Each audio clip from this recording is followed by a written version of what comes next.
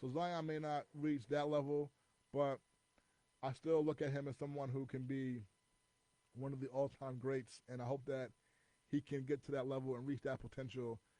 And I could be wrong because, like, I remember Vince Carter. Okay, when Vince Carter his second, third year in the NBA, and Jordan, all right, he was winding down. He had retired and then come back, but wasn't the same with Washington. And it was some guys who people were like, who's going to be the next one to carry that torch? Who's going to be the next great player in the league after Jordan? Who's going to take that mantle? And at the time, it was a few names. All right, AI, Allen Iverson, all right, Vince Carter, and to me, I thought it was going to be Vince. I really did.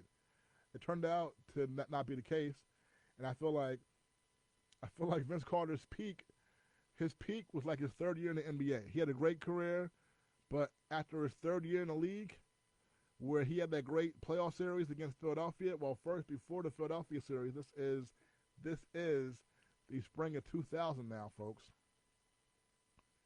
In the first round, all right, that year. No, excuse me. This is the spring of 2001. Okay, the spring of 2001. In the first round that year, they played the Knicks. Right.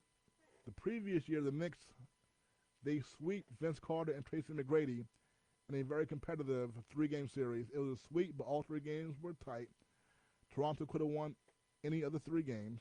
So the next year, 2001, Knicks face the Raptors again, and this is the first year the Knicks are playing without Patrick Ewing. Okay, and the series goes 5 games, best of 5 game series.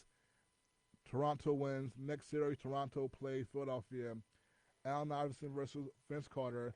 Allen Iverson gets the MVP award for the season during that series. Gets presented to him by NBA commissioner. And Allen Iverson had the 50-point game. Then Vince Carter had the 50-point game in that series. It goes to 7 games, and the Sixers win. But to me, right, that was the peak of Vince Carter's career. Like he never reached a higher height than that. His game to me did not progress the way it should have, the way some other guys' games were, and also in that mix for who could be the next great player to take over for Jordan at that time was Tracy McGrady, who after 2000 left Toronto and went to Orlando. So in '01, all right, after Toronto was swept by the Knicks in 2000, with Vince and McGrady together, two young boys. McGrady leaves after that to go to Orlando. So next year, Vince carries them without T Mac, and yet they lose to the Sixers in the second round, 2001. And I just feel like you're right. After that point, Vince Carter, he peaked at that point. After that, he never really had a greater moment. His game never really got better. So that was disappointing.